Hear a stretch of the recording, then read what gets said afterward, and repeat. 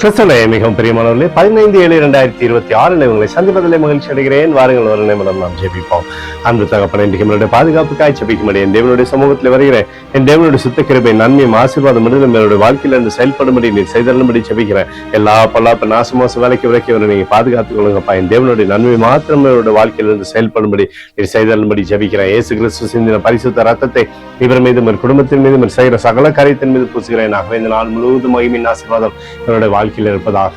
நீதிமொழிகள் 10:31 படி நீதிமானோட வாய் ஞானத்தை வெளிப்படுத்தும் என்று சொல்லி எழுதப்பட்டிருக்கிற வார்த்தையின்படி ஆண்டவரே, ஞானமானது தந்து சகலவிதமான ஆசீர்வாதத்தையும் கொடுங்கப்பா. பாதுகாத்து வழி நடத்துங்க. இயேசுவின் நாமத்திலே ஒப்பு கொடுத்து ஜெபிக்கிறேன் நல்ல பிதாவே, ஆமேன்.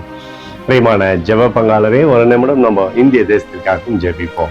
அன்பு தகப்பனே, 15/7/2026 தேசத்தின் நன்மைக்காய் ஜெபிக்கும்படியாய் உங்களுடைய சமூகத்தில் வருகிறேன்.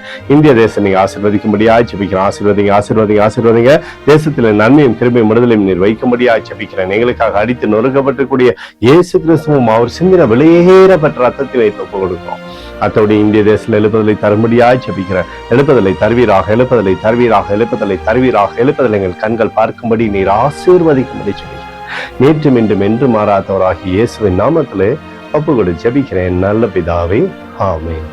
பிரியமான ஜெப பங்காளரே, ஆண்டவர் நம்மளுடைய ஜெபத்தை கேட்டிருக்கிறார். இந்த நாள் முழுவதும் கர்த்தராகிய இயேசு கிறிஸ்துவுக்குள் நீங்கள் வளரும்படி உங்களை வாழ்த்தி ஆசீர்வதிக்கிறேன்.